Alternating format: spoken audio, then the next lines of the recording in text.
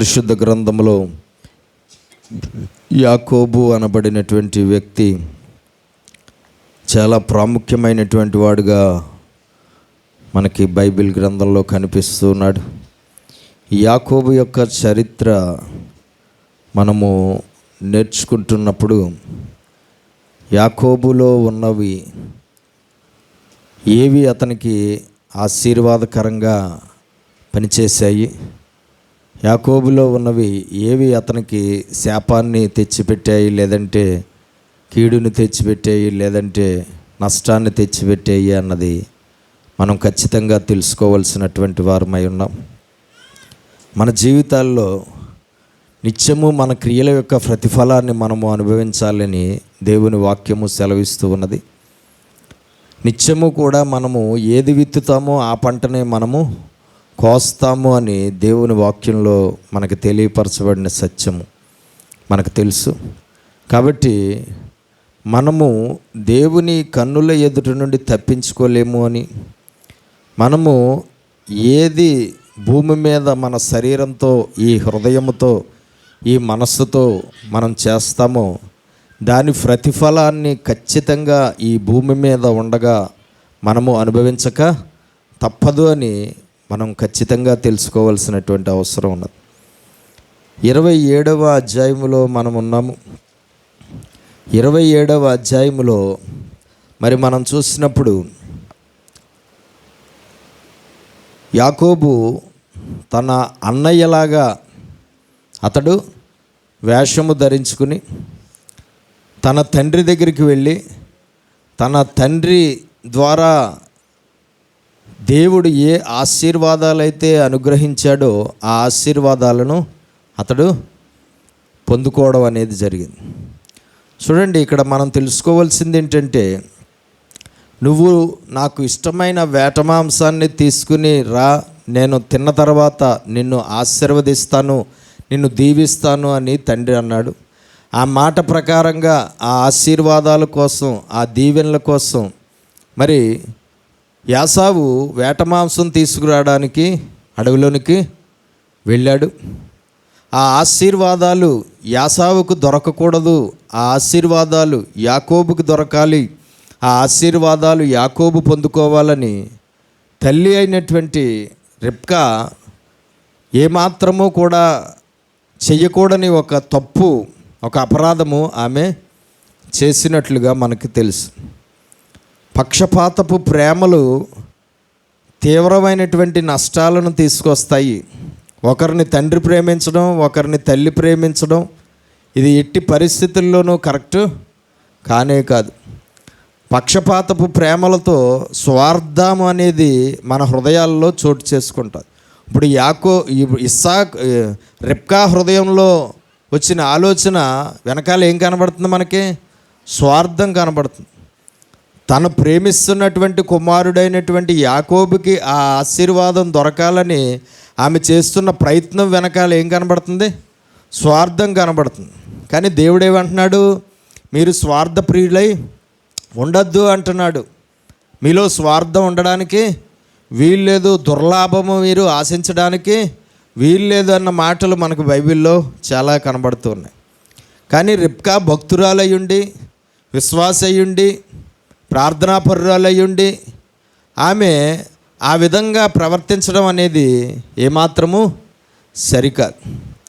ఆమె ఆ విధంగా చేసిన తప్పుకు శిక్ష ఎవరు అనుభవించారంటే యాకోబు అనుభవించాడు. ఎవరు అనుభవించారు?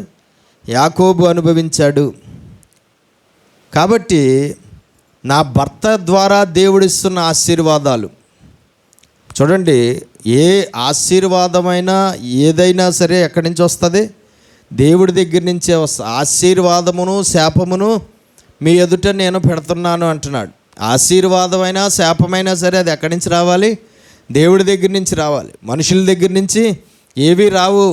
ఖచ్చితంగా అన్నీ ఎక్కడి నుంచి వస్తాయి?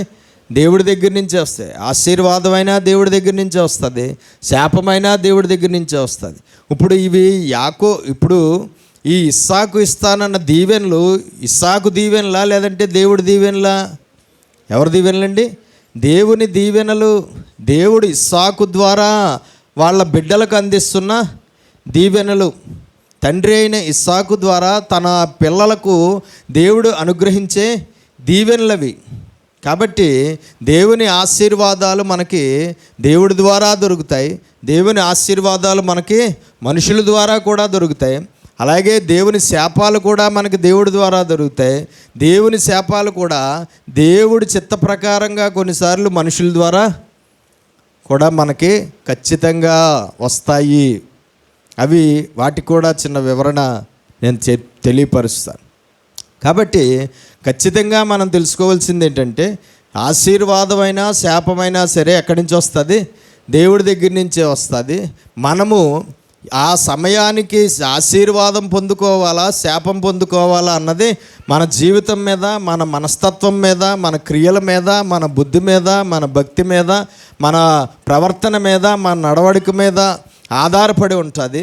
వాటిని బట్టి ఆశీర్వాదాలు పొందుకోవలసినటువంటి విధానంలో నువ్వు ఉంటే దేవుడు నీకు ఆశీర్వాదాలు దేవుడి దగ్గర నుంచి డైరెక్ట్గానే వస్తాడు. లేదంటే మనుషుల ద్వారా అయినా ఆశీర్వాదాలు నువ్వు ఆశీర్వాదాలు పొందుకునేలాగా ఉంటే నీకు ఇస్తాడు.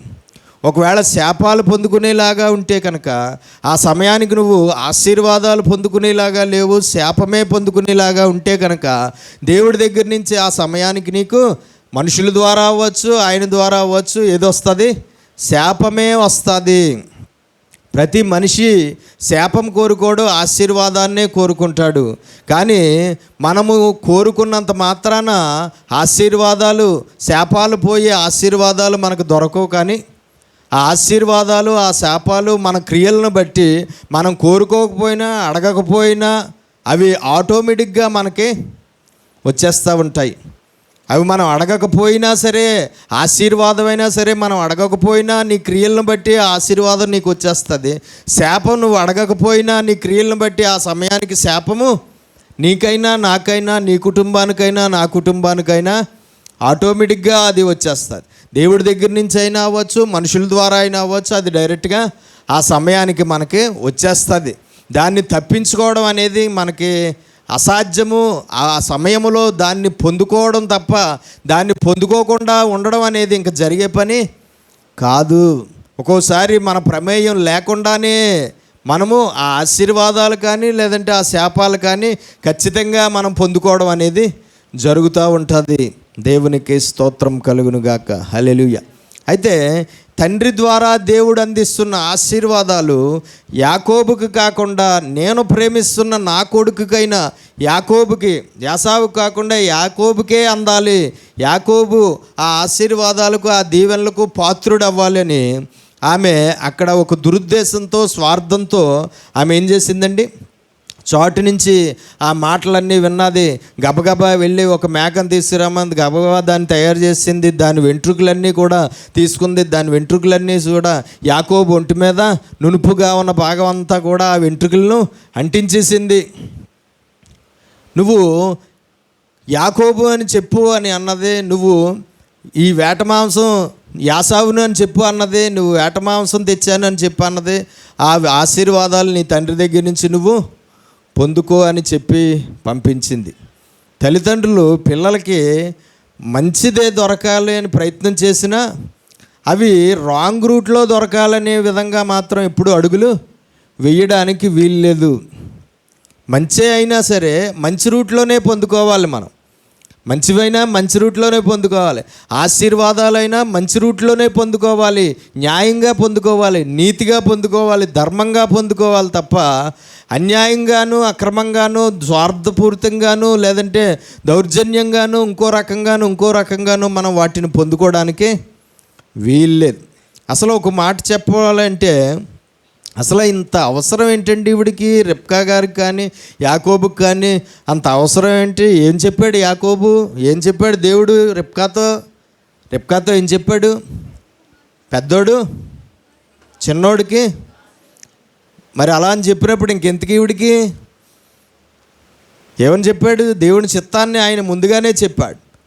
నీ పెద్ద కుమారుడు నీ చిన్న కుమారుడికి దాసుడవుతాడు అంటే అప్పుడే అర్థం అవ్వాలి, నా పెద్ద కుమారుడికి దేవుని ఆశీర్వాదాలు దొరకవు, నా చిన్న కుమారుడికే దేవుని ఆశీర్వాదాలు దొరుకుతాయి అని అప్పుడే అర్థం అవ్వాలి ఆవిడికి కదా. దేవుని చిత్తంలో ఆల్రెడీ అతడు ఆశీర్వదించబడినవాడు. ఎవరు? యాకోబు. పుట్టకముందే తల్లి గర్భంలో ఇంకా అతడు పడకముందే దేవుని చేత అతడు ఆశీర్వదించబడినవాడు. ఆ ఆశీర్వాదము అతనికి ఉంటుందని కూడా పుట్టకముందే తల్లికి చెప్పాడు. ఆ ఆశీర్వాదానికి వారసుడు కదా నీ తల్లి ఉండాలి కదా. మళ్ళీ ఇలాంటిది ఎందుకు? ఇప్పుడు అనవసరంగా ఇలాంటి పని చేయకపోతే ఏ నష్టం జరగకపోయిను. కానీ దేవుడు ఆశీర్వదించబడినవాడు అని తెలిసిన తర్వాత కూడా మళ్ళా ఆశీర్వాదాల కోసం తప్పుగా అడుగులు వేసి అనవసరంగా కొడుకును కష్టపెట్టింది అయ్యింది. కొడుకు 21 సంవత్సరాల పాటు ఎంతో కష్టాన్ని అనుభవించవలసిన పరిస్థితి అతడికి రావడానికి కారకురాలు ఎవరు? చూడండి, తల్లిదండ్రులైన వారు మన పిల్లలకి మనము చేతనైతే మంచి జరిగేలాగా మనం అడుగులు వేయాలి తప్ప వాళ్ళకి చెడు జరిగేలాగా అడుగులు వేయడానికి వీల్లేదు. మన పిల్లలకి ఆశీర్వాదాలు దొరకాలి, శాపాలు దొరకకూడదు అని బాగానే ఉంది. కానీ ఆ ఆశీర్వాదాలు ఆ శాపాలు నువ్వు ఆశించినంత మాత్రాన, నువ్వు కోరుకున్నంత మాత్రాన వచ్చేవి కాదు. కానీ మనము ఎవరికి వారే వారి వారి జీవిత విధానాన్ని బట్టి వాటిని పొందుకుంటారని తెలుసుకోవాలి. తప్పుటడుగులు మంచిది కాదు. సరే, ఏం చేసింది ఆమె? రోమాలు అన్నీ కూడా తీసుకొచ్చి అంటించేసింది. మేక యొక్క వెంట్రుకలు తీసుకొచ్చి అంటించింది. రొట్టెను భోజనాన్ని సిద్ధం చేసిందంట. 17వ వచనంలో తాను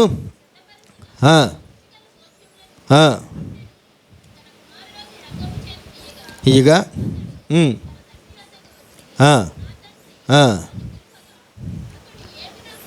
ఏమి నా కుమారుడా నీవు ఎవరవని అడిగెను. యాకోబు, నేను యాసావు అను నీ జ్యేష్ఠ కుమారుడను. నేను ఎవరిని?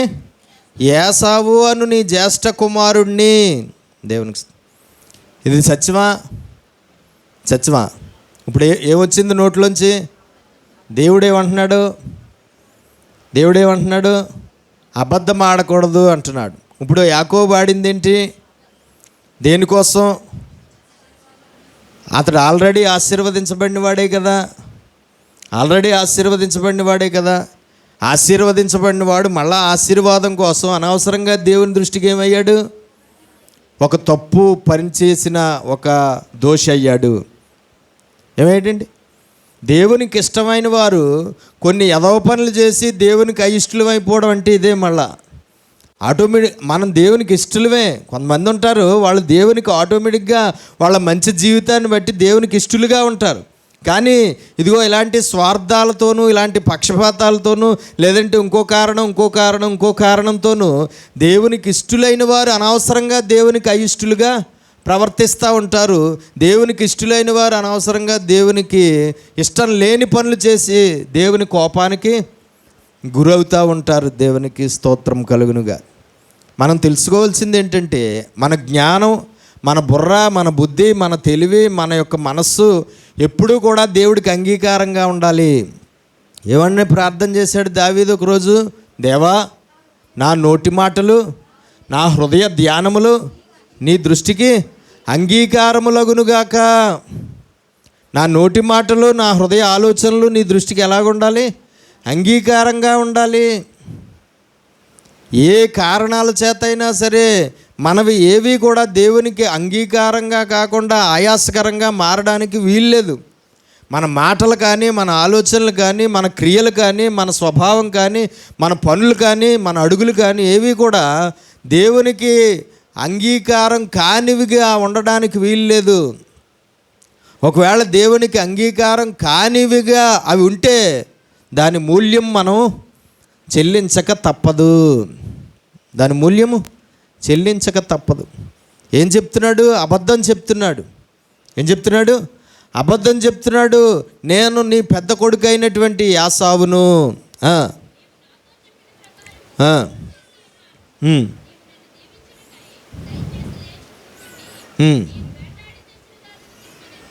నీవు నన్ను దీవించుటకై దయచేసి లేచి కూర్చుండి నేను వేటాడి తెచ్చిన దాన్ని తినుము అని అతడు యాసావులాగా చెప్పాడు.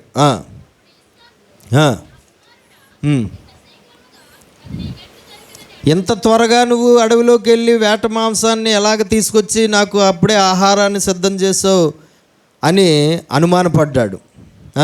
ఎందుకంటే ఆ పని అంత త్వరగా జరిగేది కాదు, అంత త్వరగా జరిగేది కాదు.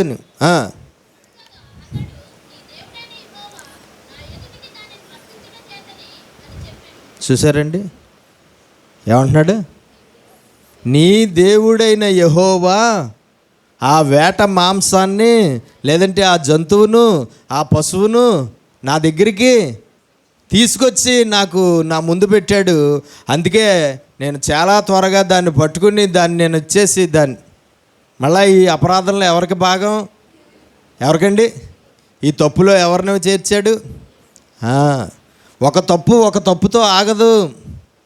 ఒక తప్పు మన చేత 100 తప్పులు చేయిస్తుంది. ఒక అబద్ధం అనేక అబద్ధాలను చెప్పిస్తుంది. ఒక దోషం ఇంకా ఎన్నో దోషాలు చేసేలాగా చేస్తుంది. చూడండి, మనం మనుషుల్ని మోసం చేయగలమేమో కానీ దేవుణ్ణి మోసము చెయ్యలేము. ఎలాగ ఇంత త్వరగా నీకు దొరికింది మాంసం ఈ యొక్క పశువు అంటే నీ దేవుడు నాకు సహాయం చేశాడు. నీ దేవుడైన యెహోవా నేను ఇలాగ అడవిలోకి వెళ్ళగానే అలాగ నాకు మాంసం వేట పశువును వెంటనే నాకు దేవుడు ఇచ్చేసాడు. అందుకనే నేను ఎంత త్వరగా దాన్ని పట్టుకుని దాన్ని చంపి దాన్ని ఆహారంగా మార్చి సిద్ధం చేసి తీసుకొచ్చేసాను అని దేవుడి మీద పెట్టేశాడు. మళ్ళాని ఇవన్నీ చూస్తున్నాడా, వింటున్నాడా? దేవుడు వింటున్నాడండి, అన్నీ వింటాడు ఆయన. నీకులా నాకులా ఖాళీగా కూర్చుని ఏ పని లేకుండా ఉన్నాడు అనుకున్నారా? కాదండి, ఆయన కళ్ళు ఆయన చెవులు ఎప్పుడూ కూడా పనిచేస్తూనే ఉంటాయి. ఆయన కన్నులు ఎప్పుడు చూస్తూనే ఉంటాయి, ఆయన చెవులు ఎప్పుడు వింటూనే ఉంటాయి. ఆయన ఈ లోకంలో ఉన్న మనుషులందరినీ నిత్యము గమనిస్తూనే ఉంటాడు, నిత్యము పరిశీలన చేస్తూనే ఉంటాడు. మనం ఎక్కడ ఉన్నా సరే ఆ ప్లేస్లో నువ్వు ఆ టయానికి ఏ పని చేస్తున్నావు ఆ పని ఆయన తేటగా తెలుసుకునేవాడు. తర్వాత చదవండి.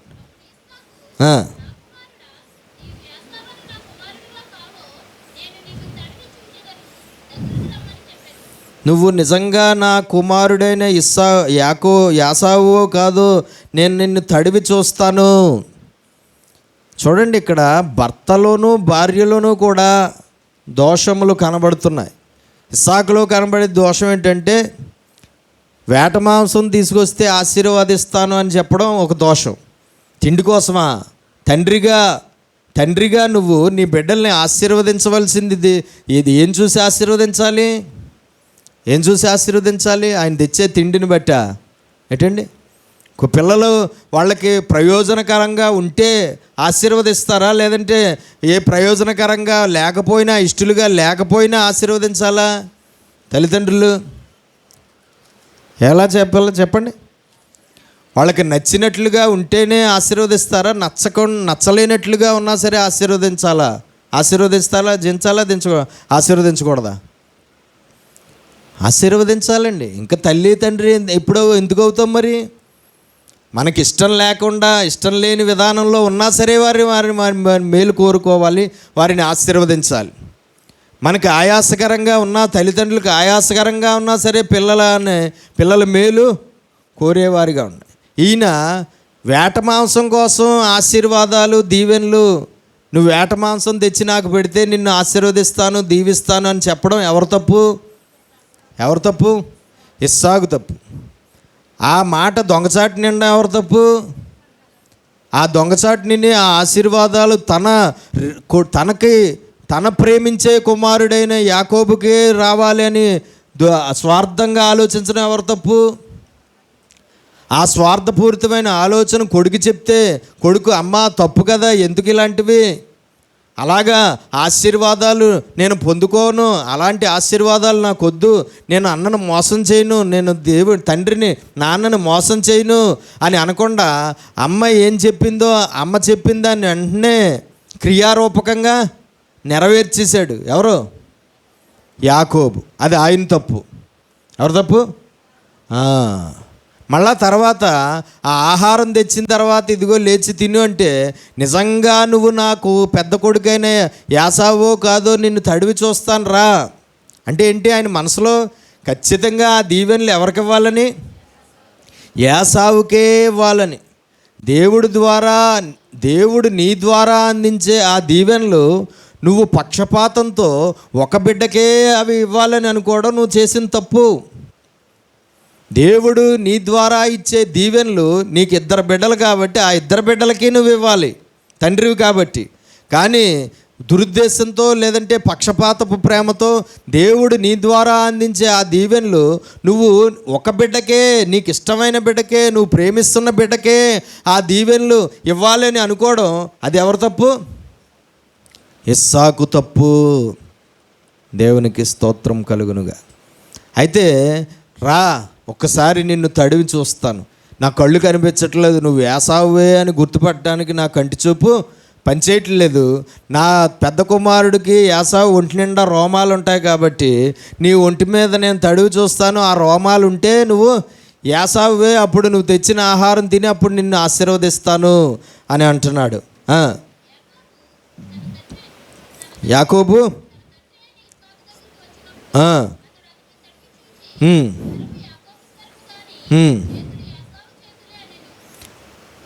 ఈ నా రెండవ కొడుకు వెళ్ళినప్పుడు నా భర్త కంటి చూపు కనపడలేని కారణంగా ఆడిని తడివి చూస్తాడన్న సంగతి ముందే క్యాచ్ చేసింది. ఎవరో క్యాచ్ చేసేసే కదా ఆ మేక యొక్క రోమాలన్నీ కొడుకు అంటించేసింది శరీరానికి కదా. ఎవరు? ఒకళ్ళు మించిన వాళ్ళు ఒకరు అనమాట. భార్యాభర్తలు ఇద్దరు. ఏంటండి? భార్యాభర్తలు ఇద్దరు, ఒకళ్ళు మించిన వాళ్ళు ఒకరు.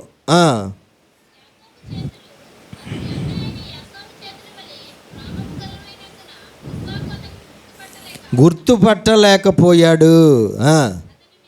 అతనిని దీవించి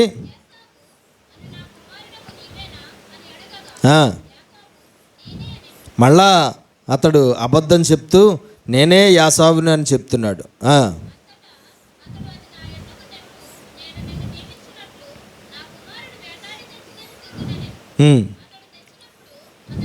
అతడు తినెను, ద్రాక్షారసం తేగ అతడు త్రాగెను.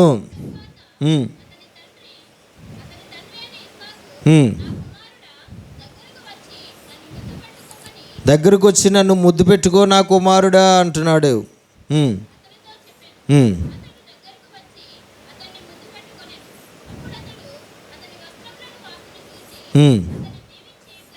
అతని వస్త్రములను వాసన చూసి అతన్ని దీవించి ఇట్లను. అతని వస్త్రములు కూడా వాసన చూశాడు.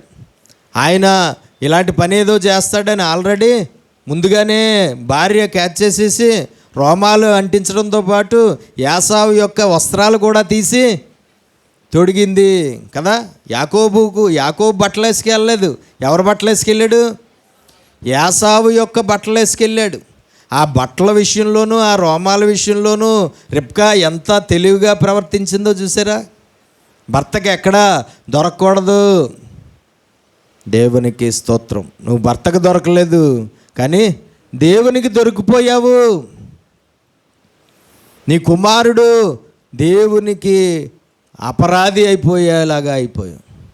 నీ కుమారుడు అనవసరంగా ఆశీర్వాదాలు అనుభవించవలసిన వాడు మధ్యలో కొంతకాలం శ్రమ అనుభవించడానికి కారకురాలు అయ్యావు. దేవునికి స్తోత్రం కలుగునుగా. ఇది కరెక్టా? ఇది కరెక్టా? మనకి దేవుడు ఏమిచ్చాడు? జ్ఞానం, వివేచన, వివేకం, తెలివి, బుద్ధి ఇవన్నీ ఇచ్చాడు. ఆయన ఇవ్వలేనివేంటో తెలుసా? పక్షపాతం, స్వార్థం, మోసం ఇవేమీ ఆయన ఇవ్వలేదు. కానీ ఆయన ఇచ్చినవి పక్కకు పోయాయి. ఆయన ఇచ్చినవి అన్నీ పక్కకు పోతున్నాయి.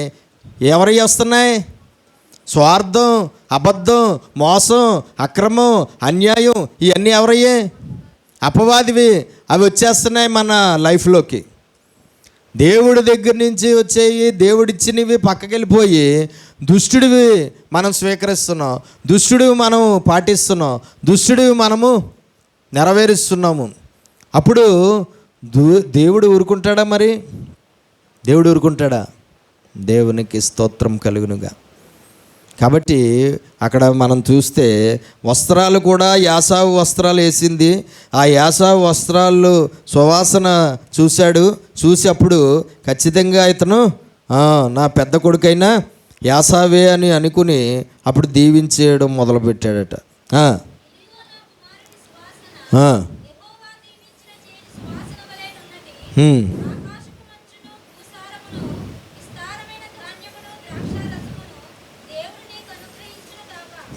చూడండి, ఆశీర్వదిస్తున్నాడు. ఏమని?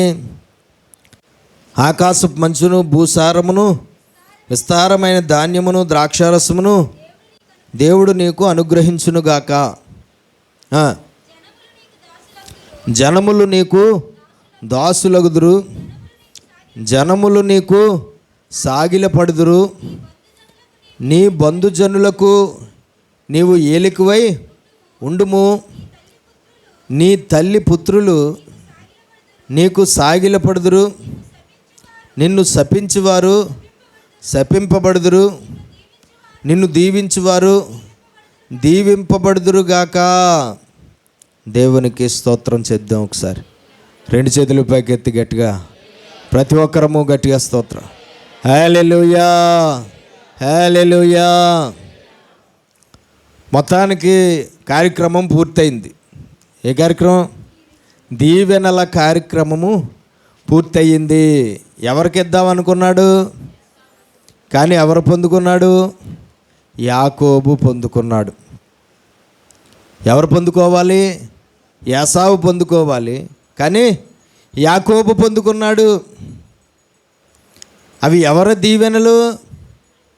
ఎవరి దీవెనలు? ఎవరి దీవెనలండి? దేవునివే. దీవెనలైనా ఆశీర్వాదాలైనా మేలులైనా ఏవైనా సరే ఎవరయ్యే?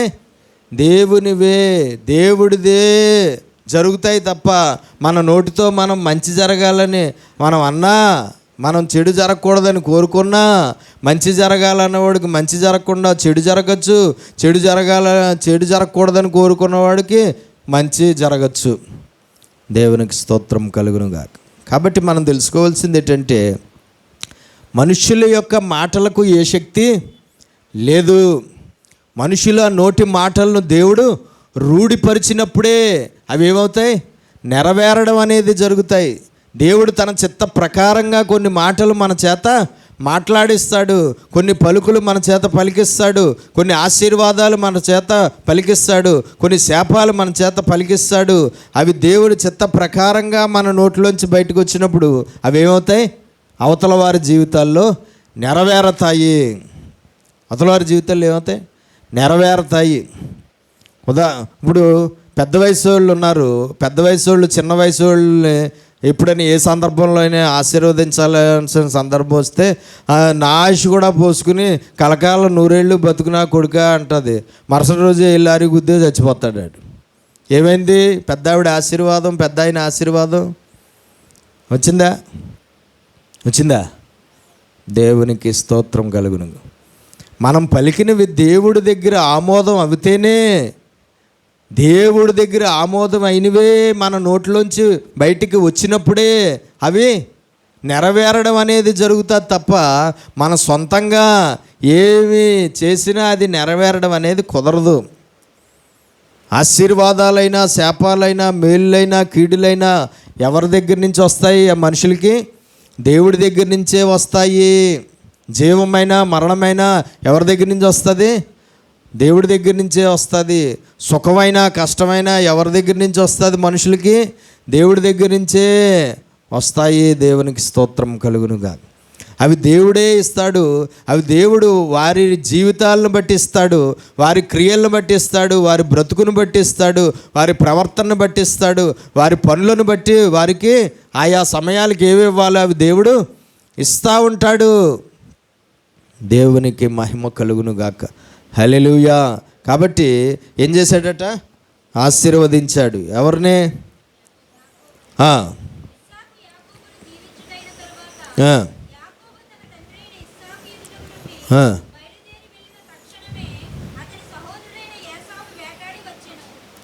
ఆ తర్వాత అసలైన ఆయన వచ్చాడు. ఎవరు? యాసావు గారు వేట మాంసం పట్టుకుని దాన్ని సిద్ధం చేసి తీసుకొచ్చాడు.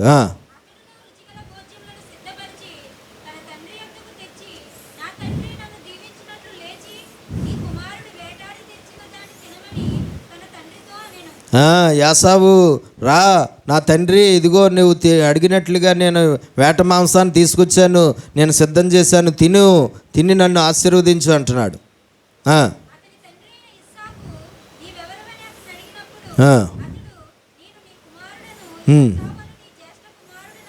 నేను నీ జ్యేష్ఠ కుమారుడైన యాసావును అని అంటున్నాడు.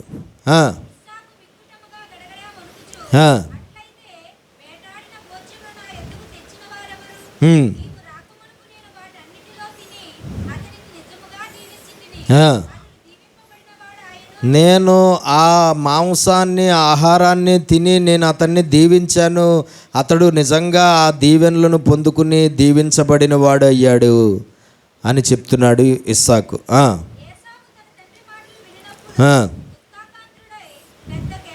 పెద్ద కేక వేసి, పోనీలే ఆయన్ని దీవిస్తే దీవించావు, ఈ మాంసం కూడా తిని, ఈ ఆహారం కూడా తిని నన్ను కూడా దీవించు. ఎవరిని? నన్ను కూడా దీవించు. ఆ రోజు ఆ ఇస్సాకు నోట్లోంచి వచ్చిన దీవెనలు లేదంటే ఆశీర్వాదాలు అవి ఇస్సాకువి కాదు, దేవుడివి అని చెప్పడానికి రుజువు ఏంటంటే, మళ్ళా ఆశీర్వదించంటే మళ్ళా ఆశీర్వాదాలు ఆయన నోట్లోంచి రాలేదు. పోన్లే ఆయన ఆశీర్వదించావు కదా, ఇంకా ఆశీర్వాదాలు నన్ను కూడా ఆశీర్వదించు అని అంటే ఆశీర్వాదాలు వచ్చాయా? రాలేదు. ఎందుకు రాలేదు? ఆ ఆశీర్వాదాలకు ఈయన వారసుడు, హక్కుదారుడు, పాత్రుడు కాలేకపోయాడు దేవుని దృష్టిలో. ఈ యాసావు ఆ దేవుని ఆశీర్వాదాలకి, తండ్రి ద్వారా లభించే ఆ దేవుని ఆశీర్వాదాలకి హక్కుదారుడు, వారసుడు అవ్వలేకపోయాడు. ఎప్పుడు అవ్వలేకపోయాడు? పుట్టిన తర్వాత, పుట్టక ముందా? పుట్టక మునిపే.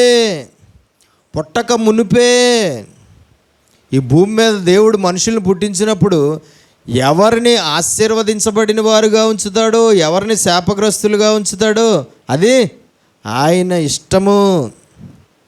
ఆయన ఆశీర్వదించిన వాడు శాపగ్రస్తుడు అవ్వలేడు, ఆయన శపించిన వాడు ఆశీర్వాదాలకు వారసుడు అవ్వలేడు. దేవునికి స్తోత్రం కలుగును.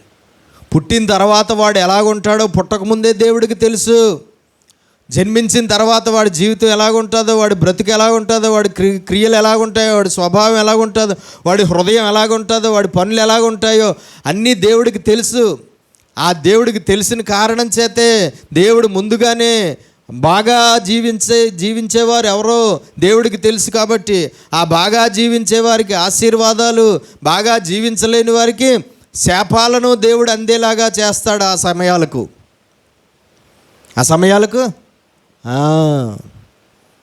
పాస్టర్ గారు నన్ను ఆశీర్వదించండి అంటే పాస్టర్ గారి దగ్గర ఎక్కడ ఉన్నాయి ఆశీర్వాదాలు?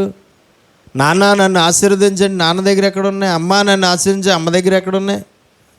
వాళ్ళకే లేవు ఆశీర్వాదాలు. ఇంక నీకెక్కడి నుంచి ఇవ్వగలరు వాళ్ళు? ఆశీర్వాదాలు, దీవెనలు, శాపాలు అన్నీ ఎక్కడి నుంచి? నిజంగా పోనీ తెలియక మోసపోయి ఆశీర్వదించేసాడండి, దీవించేసాడు. ఎవరిని? యాకోబుని. పోనీ మళ్ళా ఈయన్ని దీవించవచ్చు కదా, మళ్ళీ ఈయన్ని కూడా దీవించవచ్చు కదా. ఎవరిని? యాసావుని కూడా దీవించవచ్చు కదా అతడు కోరుకున్నట్టు. ఏమంటున్నాడు? పోన్లే నన్ను కూడా మళ్ళా నువ్వు ఆశీర్వదించు అంటున్నాడు. దీవించంటే ఏమన్నాడు చదవండి 34 నుంచి. యాసావు తన తండ్రి మాటలు విన్నప్పుడు దుఃఖాక్రాంతుడే పెద్ద కేక వేసి, ఓ నా తండ్రి, నన్నును పోన్లే ఆడిని దీవిస్తే దీవించు, నన్ను కూడా దీవించు అని తన తండ్రితో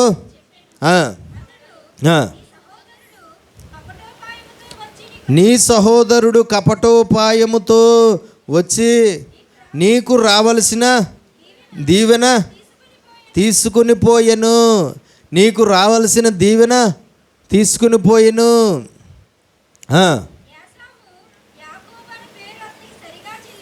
అప్పుడు అన్నయ్య అంటున్నాడు ఏసావు, యాకోబు అనే పేరు కరెక్ట్గా సరిపోయింది ఆడికి. 2 సార్లు మోసం చేశాడు. యాకోబు అనే మాటకు అర్థం మోసగాడు. మోసగాడు అన్న పేరు పెట్టుకున్నట్లుగానే ప్రవర్తిస్తున్నాడు. నన్ను 2 సార్లు మోసం చేశాడు. నా జ్యేష్ఠత్వమును తీసుకొనిను ఇప్పుడు వచ్చి నాకు రావలసిన దీవెనను నా కొరకు మరి ఏ దీవెనయు మిగిల్చి ఉంచలేదా అని అడిగాను. దేవునికి స్తోత్రం చెప్దాం ఒకసారి. 2 చేతులు పైకెత్తి హల్లెలూయా, హల్లెలూయా, హల్లెలూయా. దేవునికి మహిమ కలుగునుగా. దేవుని చిత్తంలో యాసావుకు ఆ ఆశీర్వాదాలు దొరకడం అనేది ఉంటే కనుక దాన్ని యాకోబు దొంగిలించడం అనేది యాకోబుకి అసాధ్యమైపోను. అసాధ్యమవునా? సాధ్యమవునా? ఆ ఆశీర్వాదాలు యాకోబు అంత మోసం చేసి పొందుకున్నాడు అంటే దేవుని చిత్తంలో ఆ ఆశీర్వాదాలు నిజంగా యాసావుకే రావడం దేవుడి చిత్తంలో ఉంటే సాధ్యమైనా? రెబ్కా గారి ప్లాన్ సాధ్యమైనా? ఈయన గారి మోసం సాధ్యమైనా? అంటే ముందే ఆ ఆశీర్వాదాలు ఎవరికి రావడం దేవుని చిత్తంలో ఉంది? యాకోబుకు రావడం దేవుని చిత్తంలో ఉంది. ఆ ఆశీర్వాదాలు యాకోబుకు రావడం ఎందుకు దేవుని చిత్తంలో ఉంది? ఎందుకు దేవుని చిత్తంలో ఉంది? అతడు పుట్టకముందే దేవుని చేత అతడు ఆశీర్వదించబడిన వాడిగా ఉన్నాడు. పుట్టకముందే దేవుడు అతన్ని ఆశీర్వదించాడు. పుట్టకముందే అతడి మనస్సు దేవుడికి తెలుసు. పుట్టకముందే దేవుడి విషయంలో ఆయన విశ్వాసం, నమ్మకం ఎలా ఉంటుందో దేవుడికి తెలుసు. పుట్టకముందే ఆయన భక్తి ఎలాగుంటుందో దేవుడికి తెలుసు. పుట్టకముందే దేవుడితో యాకోబు సహవాసం ఎలాగుంటుందో దేవుడికి తెలుసు. పుట్టకముందే ఆ పెనుగులాట ప్రార్థన చేస్తాడు అన్న సంగతి తెలుసు. పుట్టకముందే ఆ బేతేల్లో దేవుని మందిరాన్ని దేవుని యొక్క మందిరంగా దాన్ని స్థాపిస్తాడని అన్నీ తెలుసు. ఎవరికే? దేవుడికి అన్నీ తెలుసండి. దేవునికి స్తోత్రం కలుగును. కాబట్టి మనం తెలుసుకోవాల్సింది ఏంటంటే ఆ ఆశీర్వాదాలు ఆ తండ్రి ద్వారా దేవుడు ఆ రోజు ఇచ్చే ఆశీర్వాదాలు ఎవరు పొందుకోవడం దేవుని చిత్తంలో ఉంది? యాకోబు పొందుకోవడం దేవుని చిత్తంలో ఉంది. అయితే ఆ యాకోబు ఆ ఆశీర్వాదాలు పొందుకున్నాడంటే దేవుని చిత్తం లేకుండా, దేవుడి ఇష్టం లేకుండా పొందుకోలేదు. కానీ అవి పూర్తిగా దేవుడి చిత్త ప్రకారంగా, దేవుడి ఇష్ట ప్రకారంగానే పొందుకున్నాడు. కానీ ఆ ఆశీర్వాదాలు పొందుకోవడానికి అతడు వేసిన అడుగులు మాత్రం అతనికి దేవుడి దగ్గర నుంచి కొంచెం శ్రమను తెచ్చిపెట్టాయి. ఏం తెచ్చిపెట్టాయి? శ్రమను తెచ్చిపెట్టాయి, శోధన తెచ్చిపెట్టాయి. మోసానికి మోసమే మళ్ళా తిరిగి అనుభవించవలసిన అవసరం వచ్చింది. ఎవరు చేసింది వారి నెత్తి మీదకే నేను పంపిస్తాను అని చెప్పాడు. మోసం చేశాడు కాబట్టి ఆయన నెత్తి మీదకి ఏమొచ్చింది? మోసమే వచ్చింది. ఈయనే పెద్ద మోసగాడంటే వీళ్ళ మాంగారు ఈయనకన్నా మోసగాళ్ళకే మోసగాడు. దేవునికి స్తోత్రం కలుగునుగా. కాబట్టి మనం తెలుసుకోవాల్సింది ఏంటంటే దేవుని చిత్త ప్రకారంగానే మనకి ఏదైనా జరగాలి. ఏం జరగాలండి? దేవుని చిత్త ప్రకారంగానే జరగాలి. దేవుని ఇష్ట ప్రకారంగానే జరగాలి. దేవుడికి ఏవైతే దేవుడు ఇవ్వాలనుకుంటున్నాడో అవి దేవుడు నువ్వు అడిగినా అడగకపోయినా దేవుడు నీకు ఇచ్చేస్తాడు. ఖచ్చితంగా మనం జీవించే జీవితం చెడ్డగా ఉంటుంది, కానీ అడిగేవన్నీ మంచివి అడుగుతూ ఉంటాం.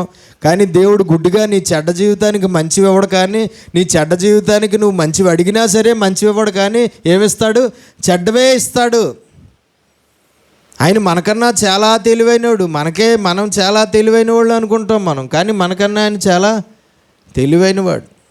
చెడ్డ జీవితం జీవించి అడిగేవి మాత్రం మంచివే అడుగుతాము, కానీ మంచివి దొరుకుతాయా? దొరకవు. ఏవి దొరుకుతాయి? చెడ్డవే జరుగుతాయి. చెడ్డ జరగకూడదని కోరుకుంటూ అయినా చెడే జరుగుతుంది. కీడు జరగకూడదని కోరుకుంటూ అయినా కీడే జరుగుతుంది. అపాయం రాకూడదని కోరుకుంటూ అపాయమే వస్తుంది. ఆశీర్వాదం రావాలని కోరుకుంటూ ఆశీర్వాదం రాదు. ఏమొస్తుంది? శాపమే వస్తుంది. దేవునికి మహిమ కలుగునుగాక. హల్లెలూయా. కాబట్టి ఆ రోజు మరి ఆ ఆశీర్వాదాలు పోని మళ్ళా నన్ను ఆశీర్వదించని అతడు ఎంత కోరుకున్నా ఏమైందో చూద్దాం. చదవండి, కంటిన్యూ.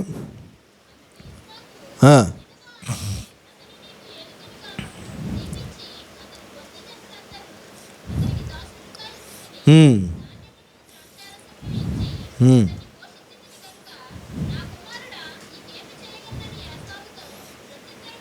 ఇయ్యగా ఆ, ఉమ్. నీ యొద్ద ఒక దీవెనయే ఉన్నదా? ఆ, నన్ను కూడా దీవించమని ఆ, ఏడవగా ఇస్సాకు ఆ, చాలా జాగ్రత్తగా చూడండి. ఆశీర్వదిద్దామని మొదలుపెట్టాడు నోరు తెరిచి, కానీ ఏమొచ్చాయో చూడండి. నీ నివాసము ఆ, నీ నివాసం భూసారం లేకయు పైనుండి పడు ఆకాశం మంచు లేకయు ఉండును. అంటే పూర్తిగా ఇందాక ఆశీర్వాదాలకి రివర్స్. ఆ, నీవు కత్తి చేత ఆ, నీ సహోదరునికి దాసుడు వగుదువు. ఆ, ఆ, ఆ, చూసారా? ఆశీర్వాదాలు వచ్చాయా? వచ్చాయా? పోనీ అతన్ని ఇతన్ని కూడా ఆశీర్వదించవచ్చు కదా. ఆశీర్వదిద్దామని మొదలెడితే ఆశీర్వాదాలు వచ్చాయా? ఏమొచ్చాయి? శాపాలు వచ్చాయి. అంటే యాసావు శాపాలు అనుభవించడం ఎవరి చిత్తం? దేవుని చిత్తము. దేవుని చిత్తంలో శాపగ్రస్తుడైన వాడిని ఏ మనిషి ఆశీర్వాదాలలో నడిపించగలడండి? దేవుని దృష్టిలో శాపగ్రస్తుడుగా ఉన్నవాడు ఏ మనిషి వల్ల ఆశీర్వదించబడిన వాడు అవుతాడు? ఏ మనిషి చేయగలడు అతన్ని ఆశీర్వాదానికి వారసుడుగా? దేవుని దృష్టిలో శపించబడిన వాడుగా ఉన్నవాడు, దేవుని దృష్టిలో శాపగ్రస్తుడిగా ఉన్నవాడు ఏ సేవకుడి వల్ల అవుతాడు ఆశీర్వదించబడిన వాడు? ఏ సేవకురాల వల్ల అవుతారు ఆశీర్వదించేవాళ్ళు? ఏ సంఘ సభ్యుల ప్రార్థన వల్ల అతడు ఆశీర్వదించబడిన వాడు అవుతాడు? లేదంటే ఏ తండ్రి వల్ల అవుతాడు? ఏ తల్లి వల్ల అవుతాడు? ఏ బంధువుల వల్ల అవుతాడు? ఏ పెద్దల వల్ల అవుతారు? ఎవరు అవుతారా? అవ్వలేరు. అవ్వడం సాధ్యం కాదు. మనుషులువేవి మనకి రావు. ఎవరు వస్తాయి? దేవుడివే. మనుషులు పలికిన మాటలేవి కూడా జరగవు, దేవుడు పలికిన మాటలే జరుగుతాయి. మనుషుల చిత్తం ఏది జరగదు, దేవుని చిత్తమే జరుగుతుంది. మనుషుల ఇష్టం ఏది జరగదు, దేవుని ఇష్టమే జరుగుతుంది. దేవునికి స్తోత్రం కలుగును గాక. కాబట్టి మనం తెలుసుకోవాల్సింది ఏంటంటే, మానవ ప్రయత్నాలు స్వార్థంతోనూ పక్షపాతంతోనూ దుర్బుద్ధితోనూ లేదంటే ఇంకోటి రకాలతో మనము మానవ ప్రయత్నాలు మనం చేసి ఏయో సంపాదించుకోవాలనుకుంటాం. కానీ అవేవి దొరకవు. అవి దొరక్కపోగా వాటిని సంపాదించుకునే ప్రయత్నం ఏదైతే ఉందో అది దేవుడి దృష్టికి అంగీకారం కానిది. కాబట్టి దాని శిక్ష మళ్ళా అనుభవించాలి మనం. అసలైనవి అవి దొరకవు. మళ్ళా అవి పొందుకోవాలని చేసిన ప్రయత్నం, పొందుకోవాలని వేసిన అడుగులు ఏవైతే ఉన్నాయో అవి దేవుని కోపాన్ని తెప్పించాయి. కాబట్టి దాని శిక్షను మళ్ళా అనుభవించాలి మనం. దాని శిక్షను అనుభవించాలి. దేవుని చేతుల్లో నుంచి తప్పించుకోవడం అనేది ఎవరికీ సాధ్యము కాదు. ఎవరూ తప్పించుకోలేరు. మోసగాళ్ళు మోసం యొక్క ప్రతిఫలము అనుభవించవలసిందే. అబద్ధికులు అబద్ధం యొక్క ప్రతిఫలం అనుభవించవలసిందే. దోషులు వారు చేసిన దోషానికి ప్రతిఫలం అనుభవించవలసిందే. రెండు చేతుల పైకెత్తి స్తోత్రాలు చెప్దాం.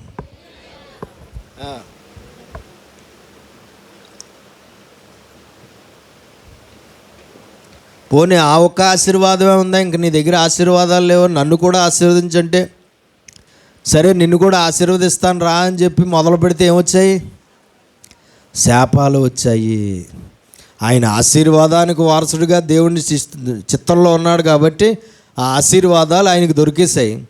ఈయన శాపాలకు వారసుడిగా దేవుని దృష్టిలో ఉన్నాడు కాబట్టి ఈయనకి ఆశీర్వాదాలు కోరుకున్నా, ఆశీర్వాదాలు ఇవ్వాలని ఆ తండ్రి ప్రయత్నం చేసినా ఏమొచ్చాయి? శాపాలే వచ్చాయి. దేవునికి స్తోత్రం కలుగును గాక. కాబట్టి అంతా ఎవరి చేతుల్లో ఉంది? ఎవరి చేతుల్లో ఉందండి?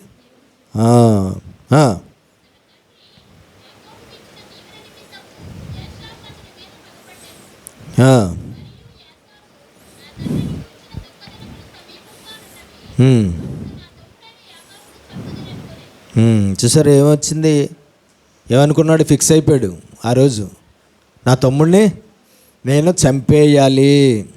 అన్నదమ్ముల మధ్య ఆ పగ, అన్నదమ్ముల మధ్య ఒకరినొకరు చంపుకోవాలన్న ఆలోచన వచ్చిందంటే దానికి కారణం ఎవరు? వాళ్ళిద్దరి విషయంలో తల్లిదండ్రులు. అందుకే నాకు అంటారు ఏంటండి, కనేది అందుకేనా? పిల్లల్ని కని వాళ్ళని బద్ధశత్రువులుగా మార్చడానిక? పిల్లల్ని కని వాళ్ళకి పక్షపాతంతో ప్రవర్తించి వాళ్ళలో విరోధము, వాళ్ళలో కోపాలు, వాళ్ళలో పగలు ప్రతీకారాలు పెరిగిపోవడానికి కారణం ఎవరవుతారు? ఎవరు? దేవునికి స్తోత్రం కలుగునుగాక. న్యాయము, యథార్థత, నీతి అనేది తల్లిదండ్రుల దగ్గర ఉంటే వాళ్ళ పిల్లలు ఎప్పుడూ కూడా చాలా మంచి విధానంలో కొనసాగుతారు. కానీ ఆ తల్లిదండ్రుల దగ్గరే ఆ న్యాయం, ఆ నీతి, ఆ యథార్థత ఉండకుండా ఆ పక్షపాతపు ప్రేమ, ఆ స్వార్థం, ఆ దుర్బుద్ధి, ఆ స్వలాభం, ఆ దుర్లాభం, లేదంటే ఇంకోటి ఉండి ఒకరినొకలాగా చూడడం వల్ల తల్లి తండ్రి బాగానే ఉంటారు, కానీ పిల్లలు కొట్టుకు చేస్తూ ఉంటారు. పిల్లలు విరోధులైపోతారు. పిల్లలు ఏమవుతారు? ఒకరినొకరు చంపుకోవాలన్నటువంటి వారిగా మారిపోతారు. ఒకరినొకరు చంపుకోవాలన్న ఆలోచన, ఒకరినొకరు చంపుకుని చివరికి నరహంతకులు అయిపోవడం అనేది జరుగుతుంది. కాబట్టి మనం తెలుసుకోవాల్సింది ఏంటంటే, ఎట్టి పరిస్థితుల్లోనూ మన వల్ల మన పిల్లలు ఏమవకూడదు? తప్పుడు మనుషులుగా మారకూడదు. మన వల్ల మన పిల్లలు చెడ్డవారుగా మారిపోకూడదు. మన వల్ల మన పిల్లలు దేవుని దగ్గర నుంచి రావాల్సినటువంటి ఆశీర్వాదాలకు బదులుగా దేవుని శాపాలు అనుభవించకూడదు. మన వల్ల మన పిల్లలు పరలోకానికి వెళ్ళవలసిన వారు నరకానికి పోకూడదు. పక్షపాతం అనేది చాలా ప్రమాదకరమైనది.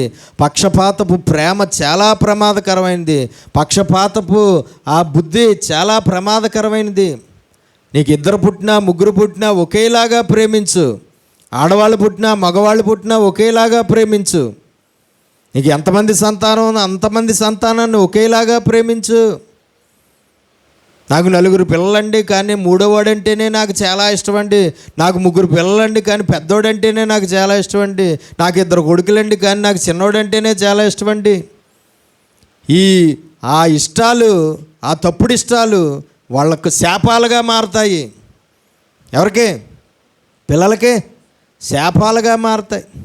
అసలు ఎందుకు అలాగ అవుతుంది అంటారు? అసలు నాకు అనుమానం. చెప్పండి, నా ప్రశ్నకు జవాబు. ఎందుకు అలాగా? వాళ్ళకు పుట్టిన బిడ్డలే, కానీ నాకు పెద్దోడంటేనే ఇష్టం అండి, చిన్నోడంటేనే ఇష్టం అండి, నా కొడుకు అంటేనే ఇష్టం అండి, నా కూతురు అంటేనే ఇష్టం అండి అని ఎందుకు అవుతుంది అసలు అలాగా? తల్లిదండ్రుల హృదయాల్లో ఎందుకు వస్తుంది? నాకు చెప్పాలి జవాబు. మీరు అందరూ తల్లిదండ్రులు కాబట్టి చెప్పండి. ఏంటండి? ఆ ఇద్దరు వాళ్ళకి పుట్టినోళ్ళేనా? వాళ్ళకి పుట్టినోళ్ళే కదా. ఆ భార్యాభర్తలకు పుట్టినోళ్ళే. ఆడ మగ వాళ్ళిద్దరికి పుట్టినోళ్ళే. పోనీ 2 కొడుకులు వాళ్ళిద్దరికి పుట్టినోళ్ళే, 4 కొడుకులు వాళ్ళిద్దరికి పుట్టినోళ్ళే, 2 కూతుళ్ళు వాళ్ళిద్దరికి పుట్టినోళ్ళు. మొత్తం ఎంతమంది పుట్టారు అన్నది కాదు, పుట్టినవారు వాళ్ళిద్దరికీ కలిపి పుట్టినవారే. పుట్టినవారు వాళ్ళిద్దరికీ కలిపి పుట్టినవారే. మరి ఎందుకు అలాగా ఇద్దరిని ఒకేలాగా, తల్లిదండ్రులుగా ఉన్నవారు ఇద్దరిని ఒకేలాగా ఎందుకు ప్రేమించలేరు? ముగ్గురుంటే ముగ్గురిని ఒకేలాగా ఎందుకు ప్రేమించలేరు? మగోళ్ళు ఉంటే మగోళ్ళని ఒకలాగా ఎందుకు ప్రేమిస్తారు? ఆడవాళ్ళు ఉంటే ఆడవాళ్ళు ఒకలాగా ఎందుకు ప్రేమిస్తారు? లేదంటే తల్లికి ఆడపిల్ల అంటే ఎందుకు ఇష్టం అవుతుంది? తండ్రికి కొడుకు అంటే ఎందుకు ఇష్టం అవుతుంది? వాళ్ళు దీనికి కారణం ఏంటి? ఎందుకు వస్తుంది ఆ పక్షపాత ప్రేమ? ఎందుకు వస్తుంది చెప్పాలి. అది న్యాయమా? అది కరెక్టా? కానీ ఎందుకు వస్తుంది? ఈరోజు ఏ కుటుంబంలో చూసినా ఇదే కనబడుతుంది. ఈ భారతదేశంలో నేటి ప్రపంచంలో ఏ ఇంటికి వెళ్ళి చూడు ఖచ్చితంగా కనబడుతుంది. ఏంటి? అదే పక్షపాత ప్రేమ. దేనికి కారణం? ఏంటి కారణం? ఎందుకు వస్తుంది? అది ఎక్కడి నుంచి వచ్చింది? ఎవరిది? అది ఎవరిదండి?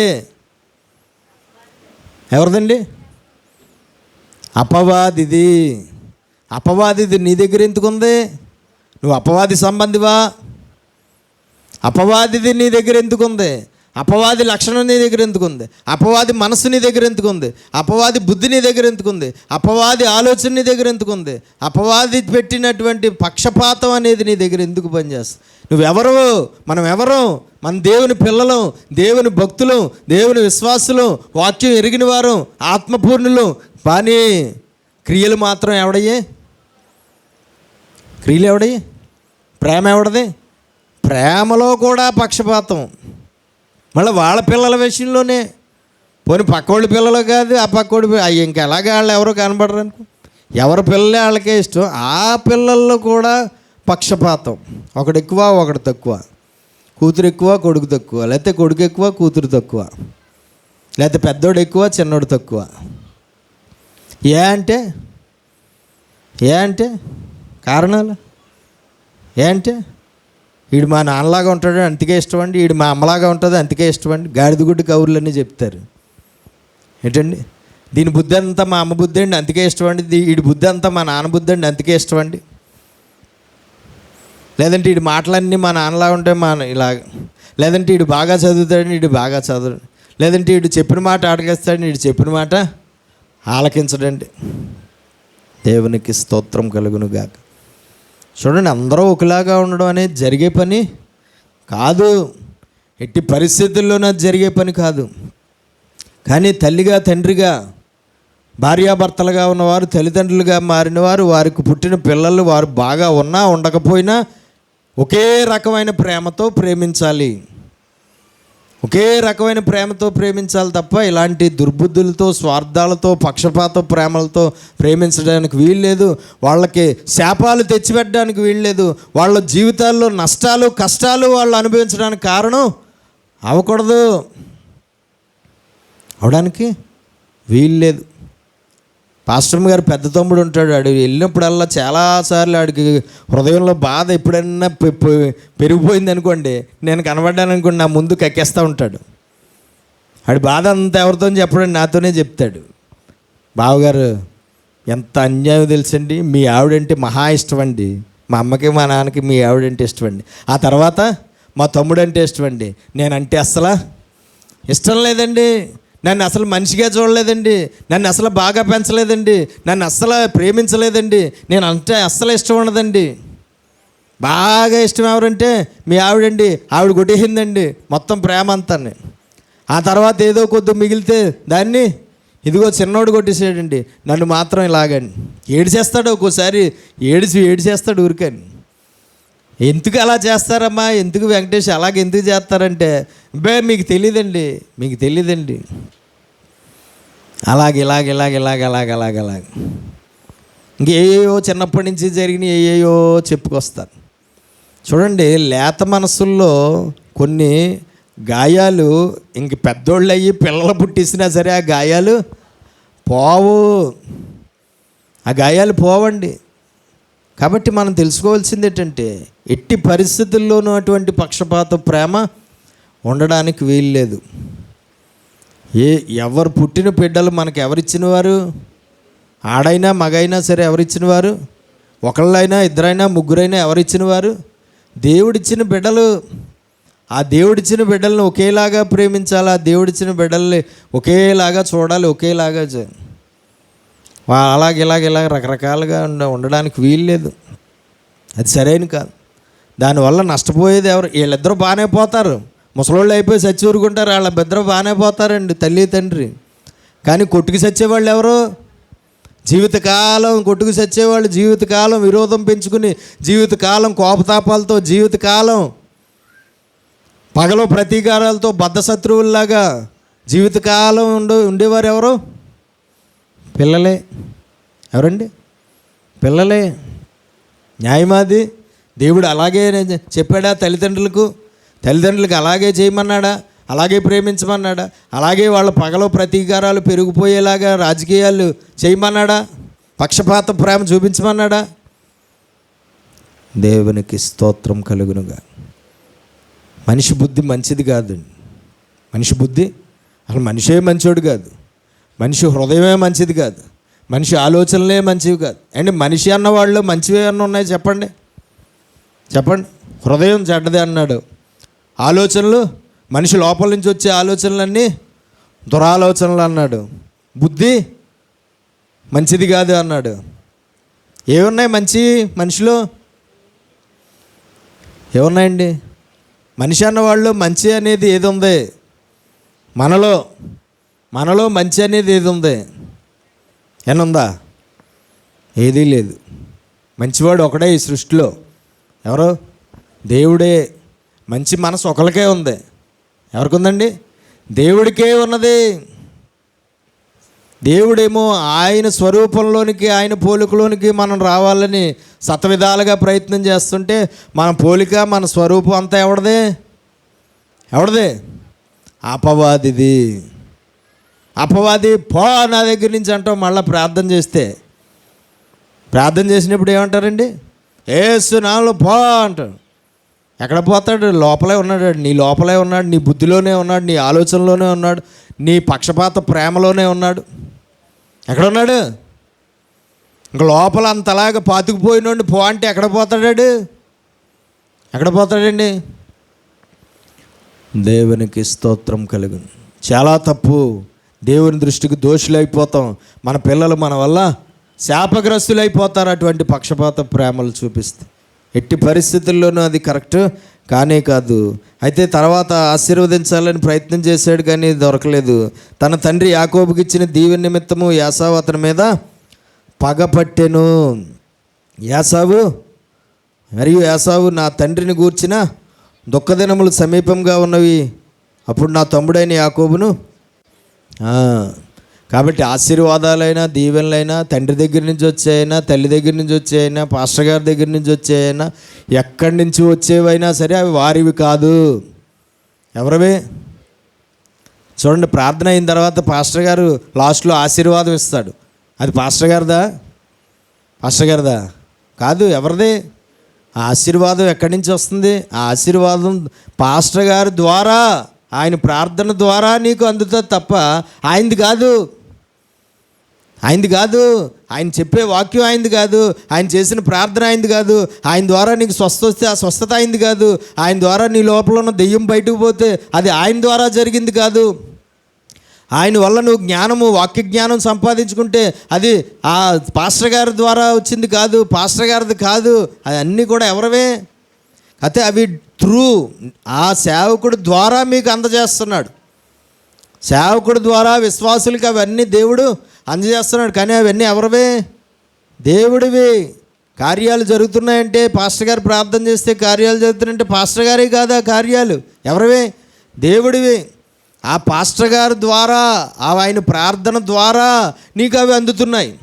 అలాగే తల్లి ద్వారా, తండ్రి ద్వారా, అన్న ద్వారా, చెల్లి ద్వారా, అక్క ద్వారా, బంధువుల ద్వారా, పెద్దల ద్వారా, ఇలాగా కొన్ని రకాలైనవి దేవుడు అందజేస్తూ ఉంటాడు.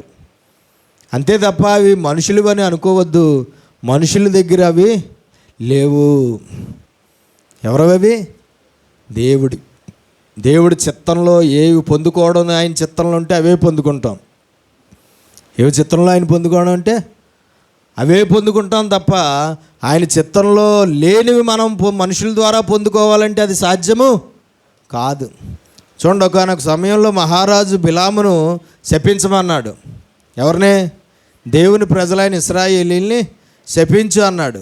కానీ శపించడానికి లంచం తీసుకున్నాడు, శపించడానికి వచ్చాడు. కానీ శాపాలు వచ్చినాయి, ఆశీర్వాదాలు వచ్చినాయా? ఏమొచ్చినాయి? ఆశీర్వాదాలు వచ్చినాయి. అంటే అక్కడ మనకు తెలిసిపోతుంది బిలాము ద్వారా కాదు. రాజుగారు అయితే బిలాము ద్వారా శాపాలు వస్తాయి అనుకున్నాడు. కానీ ఇంతకీ ఏవి వచ్చినా ఎవరి ద్వారా? అక్కడ అంటాడు, నువ్వు శపించమని అన్నావు, కానీ నా దేవుడు ఆశీర్వదించాడు. వాళ్ళకి శాపాలు రావాలని నువ్వు కోరుకున్నావు, శాపాలు పలుకుదామని నోరు తెరిచాను, కానీ నా దేవుడి చిత్తంలో వాళ్ళకి ఏం రావాలని ఉంది? ఆశీర్వాదాలు రావాలని ఉంది. అందుకే నా నోట్లోంచి అన్నీ శాపాలు ఆగిపోయి వచ్చినాయి, ఆశీర్వాదాలు వచ్చినవి. ఇప్పుడు ఏమయ్యారు? ఆశీర్వాదాలు పొందుకున్నారు బిలాము ద్వారా. అనా? దేవునికి స్తోత్రం కలుగునుగాక. హల్లెలూయా. కాబట్టి మనం తెలుసుకోవాల్సింది ఏంటంటే, ఎట్టి పరిస్థితుల్లోనూ దేవునికి సంబంధించినవి దేవునికి సంబంధించిన వాటిని మనము మన ఇష్ట ప్రకారంగా పొందుకోవడం అనేది జరిగే పని కాదు. దేవుడిచ్చే వాటిని మనము మన స్వలాభ అపేక్షతో మనం వాటిని సంపాదించుకోవడానికి ప్రయత్నం చేస్తే చివరికి దోషులంగా దేవుడి దృష్టికి మిగిలిపోతాం తప్ప మనమేమీ దేవం కాబట్టి మంచిది కాదు. చూడండి, ఒకసారి ఒక మాట చూపిస్తాను. 9వ అధ్యాయం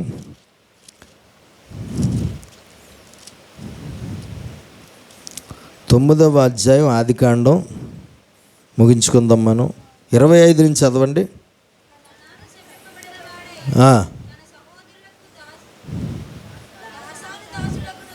కనాను శపించబడిన వాడై తన సహోదరులకు అంటే చాలా తరాల వరకు దాసుడుగా ఉంటాడు.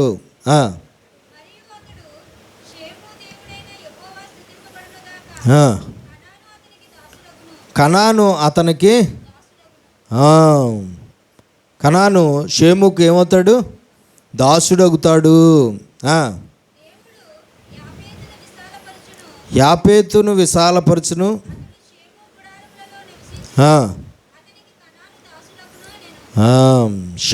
షేముకు యాపేతుకు కనాను అనబడిన వాడు దాసుడు అవుతాడు అని ఒకరోజు ఎవరు పలుకుతున్నారు? నోవాహు. చూడండి, ఒకసారి 20 నుంచి చదవండి. అది అర్థం అవ్వాలంటే 20 నుంచి చదవాలి.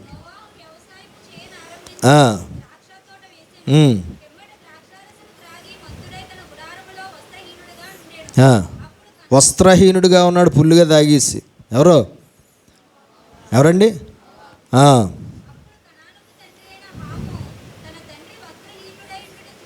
జాగ్రత్తగా చూడండి. కనానుకు తండ్రి అయిన హాము. నోవాహు కొడుకులు ఎంతమంది? ఏంటండి వాళ్ళ పేర్లు? షేము, హాము, యాపేతు. ఈ షేము, హాము, యాపేతు అనే వారిలో ఇక్కడికి వచ్చాడట ఎవరు? హాము అనబడిన వాడు. హాము అనబడిన వాడికి ఒక కొడుకున్నాడు, అతని పేరు కనాను. అందుకని ఇక్కడ కనానుకు తండ్రి అయిన హాము. హాము అన్నవాడికి కనాను కొడుకు అన్నమాట. ఈ హాము ఏమో నోవాహు కొడుకు. ముగ్గురు కొడుకుల్లో ఒక కొడుకు. చూచి హాము చూచి షేముకు యాపేతుకు వెళ్ళి చెప్పాడు, బయటికి వెళ్ళి, ఒరే నాన్న పుల్లుగా తాగేసి ఒంటి మీద గొడ్డలు లేకుండా పడి ఉన్నాడు లోపల అని. షేము, యాపేతు. చెప్పినవాడు ఎవరు? మెసేజ్ ఇచ్చినవాడు హాము. ఎలాగ మెసేజ్ ఇచ్చాడు? చూసి మెసేజ్ ఇచ్చాడు. అప్పుడు ఏం చేశారు? షేము, యాపేతు ఒక వస్త్రాన్ని తీసుకుని ఇద్దరు భుజాల మీద ఆ వస్త్రాన్ని పెట్టుకుని వెనకకు నడిచి, ముందుకు నడిచి కాదు, వెనకకు నడిచి, అంటే ఆ తండ్రిని, దిగంబరిగా ఉన్న ఆ తండ్రిని చూడకుండా గుడ్డ ఒకటి పట్టుకుని భుజాల మీద పెట్టుకుని వెనక్కి నడిచి వెళ్ళి తన తండ్రి శరీరం మీద కప్పారు.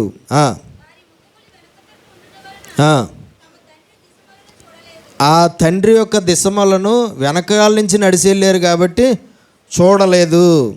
ఎవరు? షేము, హాము. షేము, యాపేతు.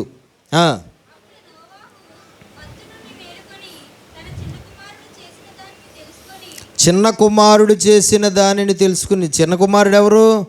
హాము. హాము చేసింది తెలుసుకుని ఏం చేశాడు? హాము చేసిన దాన్ని తెలుసుకున్నాడు అంటున్నాడు నోవాహు. ఏం తెలుసుకున్నాడు? దిగంబరిగా ఉన్న తండ్రిని కళ్ళతో చూశాడు. ఏంటండి? దిగంబరిగా ఉన్న తండ్రిని కళ్ళతో చూశాడు. దిగంబరిగా ఉన్న కన్న తండ్రి యొక్క దిశమలను కళ్ళతో చూశాడు. చూడడం వల్ల ఏమయ్యాడు? కనాను శపించబడిన వాడై తన సహోదరులకు. కనానంటే కనానుకు తండ్రి ఎవరు?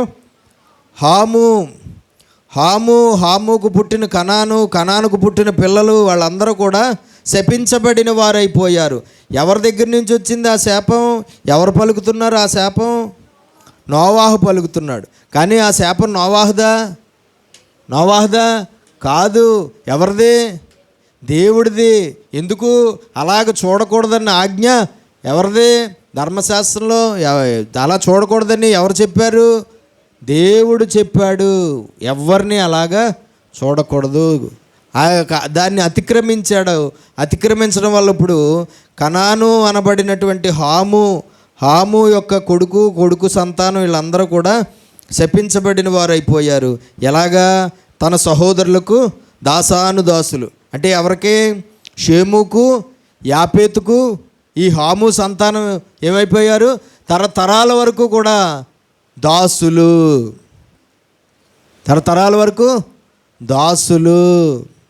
చూడండి, జరిగిన అపరాధానికి మూల్యం ఆ వ్యక్తి బతికున్నప్పుడు అనుభవించడంతో కాదు, తరతరాలు కూడా అనుభవించవలసి వచ్చింది.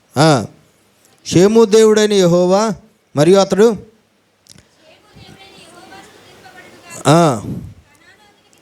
షేముకు హాము సంతానం ఏమవుతారు? దాసులు అవుతారు.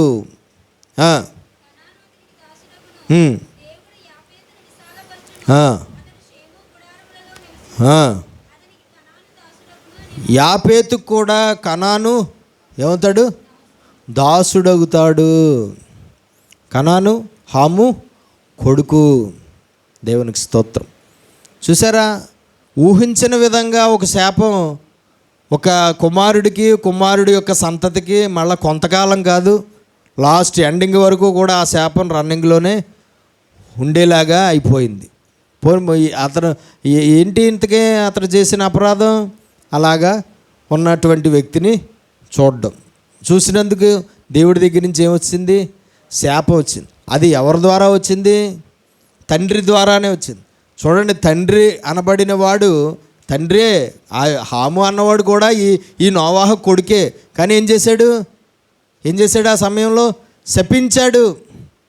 ఏం చేశాడు? శపించాడు. 3 కొడుకుల్లో ఒక కొడుకుని శపించిన వాడు ఎవరు?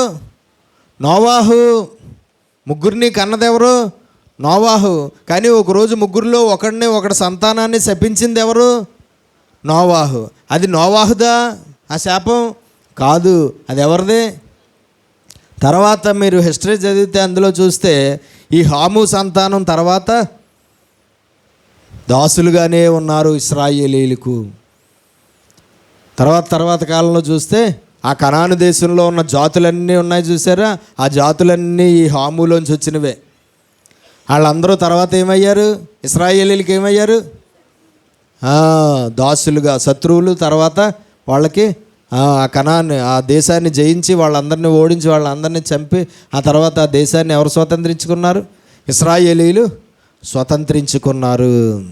కాబట్టి మనం తెలుసుకోవాల్సింది ఏంటంటే ఆశీర్వాదము శాపము దేవుడి దగ్గర నుంచి వస్తాయి. ఆశీర్వాదము శాపము మనుషుల ద్వారా అవి మనుషులకు వస్తాయి. ఆశీర్వాదము శాపము పొందుకోవడానికి తగిన బ్రతుకు ఏదైతే ఉందో వారి బ్రతుకును బట్టే ఆ ఆశీర్వాదాలు, ఆ శాపాలు, ఆ పనులు, ఆ సమయానికి ఆ మనుషుల ద్వారా జరిగిన క్రియలు లేదంటే ఆ మనుషుల ద్వారా జరిగిన పనులు అవి వారి యొక్క ఆశీర్వాదాలకు లేదంటే శాపాలకు కారణం అవుతాయి. వాళ్ళ మనస్తత్వాలను బట్టి ఆ ఆశీర్వాదాలు శాపాలు దేవుడి దగ్గర నుంచి వస్తాయి. దేవుడి చేత ఆశీర్వదించబడినవాడే, దేవుడి చేత శపించబడినవాడు శపించబడినవాడే. దేవుడి చేత ఆశీర్వదించబడిన వాడిని శపించడం ఏ మనిషికి సాధ్యం కాదు. దేవుడి చేత శపించబడిన వాడిని ఆశీర్వదించడం కూడా ఏ మనిషికి సాధ్యము కాదు. చూడండి, ఇప్పుడు ఒక వ్యక్తి ఉన్నాడు, వాడి దేవుని దృష్టికి శాపగ్రస్తుడిగా ఉన్నాడు వాడి జీవితాన్ని బట్టి, వాడి క్రియలను బట్టి.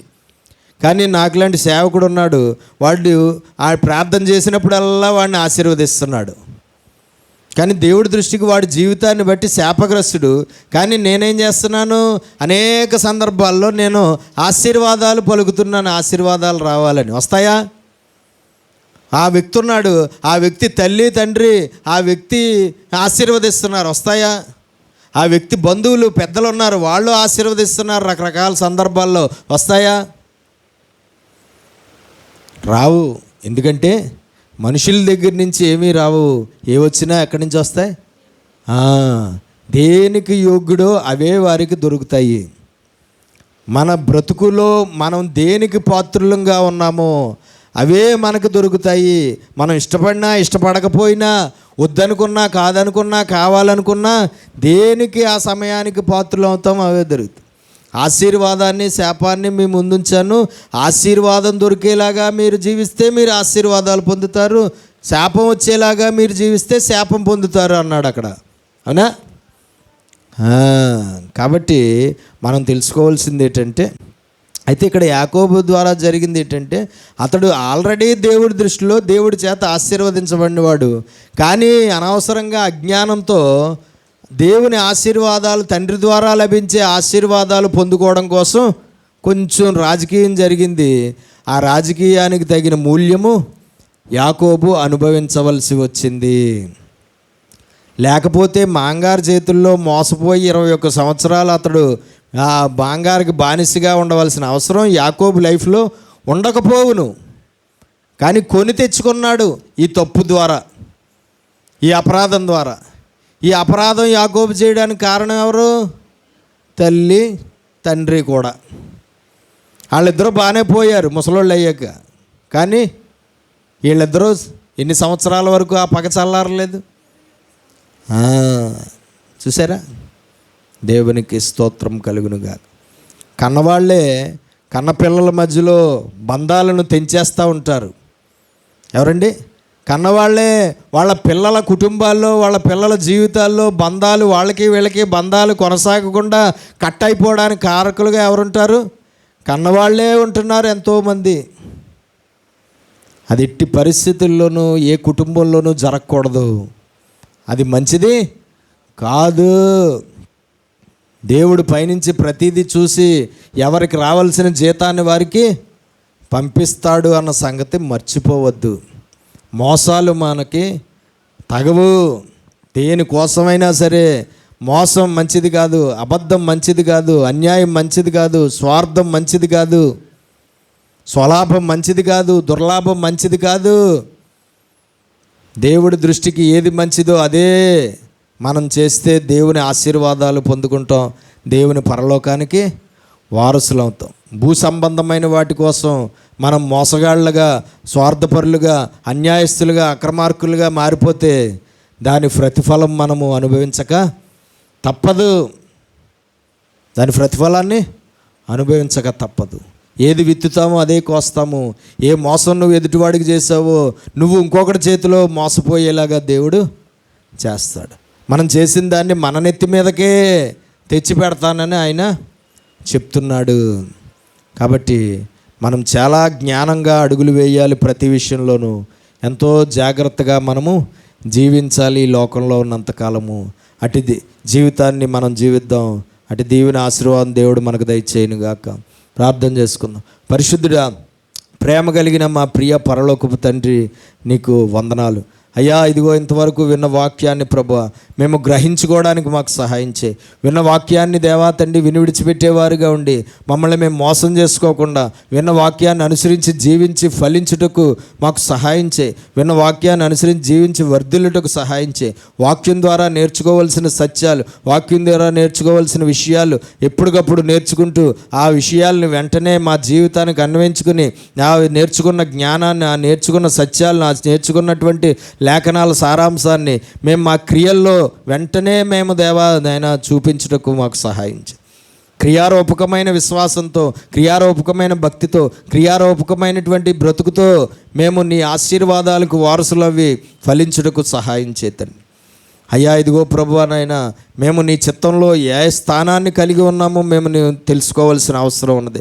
నీ దృష్టిలో మేము ఏ స్థానాన్ని మేము కలిగి ఉన్నామో, నీ మనసులో మాకు ఏ స్థానం ఇవ్వబడిందో, నీ మనసులో మేము ఆశీర్వదించబడిన వారమో శపించబడిన వారమో మేము దేవా తండ్రి నాయన నీ మనసులో, నీ దృష్టిలో ఎలాగ ఉన్నామో అన్నది కూడా మేము కనిపెట్టి తెలుసుకోవాల్సిన అవసరం ఉంది. మా జీవితం మీదే అది ఆధారపడి ఉంది. మా క్రియలను బట్టే అది మాకు అర్థం అవ్వాలి ప్రభువాని. మా క్రియలను బట్టి మేము ఆశీర్వదించబడిన వారంగా నీ దృష్టిలో ఉన్నామా, మా క్రియలను బట్టి మేము శపించబడిన వారుగా నీ దృష్టిలో ఉన్నామా మాకు అర్థం అవ్వాలి. క్రియలేమో దేవాతని నీకు ఆయాసకరంగా శపించబడిన క్రియలుగా ఉండి ఆశీర్వదించబడిన వారుగా ఉండాలి అని ప్రార్థన చేస్తే అది జరిగే పని కానే కాదు. కాబట్టి ప్రభువా నాయన, ఇదిగో ప్రభువా, నువ్వు యాకోబు విషయంలోనూ యాసావు విషయంలోనూ ముందే దేవా చెప్పావు. నువ్వు యాసావుని ద్వేషించావు, యాకోబుని ప్రేమించావు. అయ్యా పెద్దవాడు చిన్నవాడికి దాసుడుగా ఉంటాడని చెప్పావు. అయ్యా దేవాసండి, ఆ యాకోబు ఆశీర్వదించబడిన వాడు, యాకోబు సంతతి ఆశీర్వదించబడిన వారు అని నువ్వు చెప్పావు. కానీ గ్రహింపు లేక, జ్ఞానము లేక, దుర్బుద్ధితో, దుర్లాభంతో, స్వార్థంతో తల్లిదండ్రులు అలాగే యాకోబు వేసిన అడుగులు అతని జీవితంలో కొన్ని సంవత్సరాల పాటు అతడు కొన్ని కష్టాలు అనుభవించడానికి కారణమయ్యాయి. ఏదేమైనా ప్రభువా, జ్ఞానయుక్తంగా మా జీవితాల్లో మేము అడుగులు వేయడానికి మాకు సహాయం చేయి. నీ లేఖనాలను ఎప్పటికప్పుడు గ్రహించుకుంటూ లేఖనానుసారంగా దేవా మేము ప్రవర్తించడానికి సహాయం చేయి. అపవాదికి చోటు ఇవ్వకుండా, అపవాది ఆలోచనలకు చోటు ఇవ్వకుండా, అపవాది ప్రేరేపణలకు చోటు ఇవ్వకుండా, అపవాది క్రియలకు చోటు ఇవ్వకుండా అయ్యా మేము అపవాదిని ఎదిరించుటకు సహాయం చేయి. అపవాదిని జయించే శక్తిని మాకు దయచేతండి. స్వార్థపూరితమైన భూసంబంధమైన స్వలాభాలు అయ్యా, భూసంబంధమైనటువంటి దేవా తండ్రి క్షయమైపోయే వాటి కొరకు అయ్యా తప్పటడుగులు వేసి నీ దృష్టికి అయ్యా ఆశీర్వదించబడిన వారంగా ఉన్నవారు కూడా నాయన భూసంబంధమైనటువంటి అయ్యా క్షయమైపోయే దేవా వాటి కొరకు, క్షయమైపోయే వారి కొరకు అయ్యా దేవా తండ్రి తప్పటడుగులు వేసి అయ్యా ఆశీర్వాదాలు పోగొట్టుకుని శాపాలకు పాత్రులైపోతున్నవారు ఎందరో ఉన్నారు. నీ చిత్తంలో ఉన్నవారు కూడా నీ చిత్తంలో నుంచి బయటికి వెళ్ళిపోయిన వారు ఎందరో ఉన్నారు. నీకు ఇష్టలుగా ఉన్నవారు అయినా నాయన భూసంబంధమైనటువంటి వాటి కొరకు అయ్యా తప్పటడుగులు వేసి నీకు అయిష్టులైపోయిన వారు బైబిల్లోనేంటి, సమాజంలోనేంటి ఎందరో ఉన్నారు ప్రభా. మేము ఎక్కడ ఏ స్థానాన్ని సంపాదించుకుంటున్నాం, ఎక్కడ ఏది సంపాదించుకుంటున్నాం, ఎక్కడ ఏది మాకు శాశ్వతమైనది, ఎక్కడ ఏది మాకు ఆశీర్వాదకరమైనది, ఏది మాకు నిత్యము ఉండేది, ఏది మాకు ముఖ్యము అన్నది మేము తెలుసుకోవాల్సిన అవసరం మాకు ఎంతో ఉన్నది ప్రభా. మనుషులు ప్రేరేపణ వల్ల కానీ, లేదంటే నాయన దురభిమానంతో కానీ, ఏ కారణాల చేత కూడా నాయన మేము తప్పుటడుగులు వేయడానికి వీల్లేదు. ఎప్పుడు కూడా దాని మూల్యం అనుభవించవలసి వస్తుంది నాయన. మేము అయ్యా నీ జ్ఞానం మాకు దయచేయి, నీ తెలివి మాకు దయచేయి, నీ వివేచన మాకు దయచేయి, నీ వివేకం మాకు దయచేయి, నీ బుద్ధిని మాకు దయచేయి తండ్రి. లేఖనాలు పరిపూర్ణంగా గ్రహించుకునే జ్ఞానము ఇచ్చి నడిపించమని యేసు పరిశుద్ధ నామమున ప్రార్థన అడిగి వేడుకుంటున్నాం పరమ తండ్రి. ఆమేన్.